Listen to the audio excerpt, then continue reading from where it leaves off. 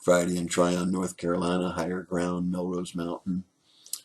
A friend came to me recently and said, I don't have a peace. I don't have a peace because I don't have a good relationship with my family, my brothers, my sisters, even my children. Asked for my counsel.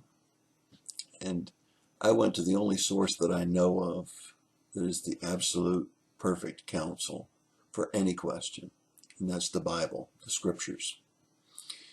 As a matter of fact, after I did, and he had left, I went and looked on the internet on the subject of peace and peacemaking. And there was a link to a message by another pastor, just a 2-minute devotion on Romans 12:18. As a matter of fact, it was one of the verses that I had quoted to my friend. The only problem was the title of the message was Peacemakers for Dummies. And I would really resent that. I think it's peacemakers for the wise.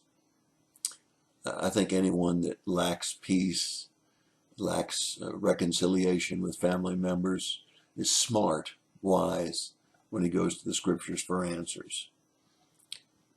If you don't remember what Romans 12:18 says, it says as much as is in your power, be at peace with all men. And I reminded my friend that sometimes it's not possible to have peace with those that you love and care about because they won't allow you to have that peace, even though you try your very hardest. But I did give the counsel that I would always give in that kind of situation, which was write a letter, express exactly how you feel, put the letter away for a couple of days, bring it back out, read it again, make whatever changes you think you ought to make, put it away again, bring it out in a few days, read it again, put it away, bring it out, give it to a friend, a Christian friend who's wise. Let them read it. Let them read it as if they were the recipients of the letter. After they've made their candid and honest comments to you, make whatever revisions are necessary, put it away, bring it out, read it again, and finally send it. Then you've done all that you can in your power. You've expressed your hurt, your offenses, whatever it might have been. You've had a chance to confess your part of that. You've had a chance to say, I'm putting out the hand of friendship to you again because I love you and because I don't want our relationship to be strained. And if they receive it and shake your hand and recognize whatever they may have done to offend you, you've gained a brother, it says in the scriptures very clearly. In Matthew 18:15, it says, go to him, show your fault in private. And if he listens, you've gained or won a brother. Now, that was the counsel that I gave and referred him to several of my messages on YouTube as well as several of my messages on sermon.net. And I thought, it's time for me to tell everyone that watches this video how they can find answers, not only by going into a topical Bible and looking up the particular issue that's at hand, but how they can find my messages on those issues. And so let me do that right now.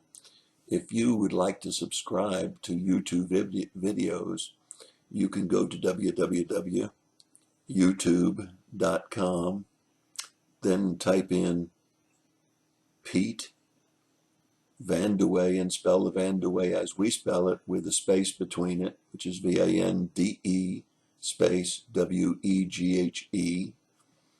And then you'll see after you hit enter to the top right hand side, it says subscribe to this channel. It'll show my channel. It'll show more than 688 videos have been recorded in YouTube. And you can go through there periodically and look at different topics that I've spoken on and perhaps find God's wisdom from his word in YouTube. If you'd like to listen to some of my full messages, that is 30-minute long edited messages with adjusted volume and gain, you can go to Sermon, www.sermon, not sermons, but sermon.net. Then go to the For Listener tab. do a sermon search. And when you do the sermon search, all you have to fill in is not all of the information that they ask for, but just my name, Pete, and then Vandeweghe, Vande, space Weghe, and you'll find that there it will bring up over 175 messages that I've preached, and their content is abbreviated there for you so that you can pick out one that might help you with any particular problem that you're having. In YouTube, by the way, if you put in my name on YouTube, you want to put it in as Pete, and the Vandeweghe is joined together, Vande, Weghe, with no space between the two parts of my last name. I hope that these things will help you. If you have iTunes and you have a smartphone, you'll find that I have podcasts on iTunes. All of the messages in sermon.net have been accessible through podcasts. And once again, you'll find that under http ://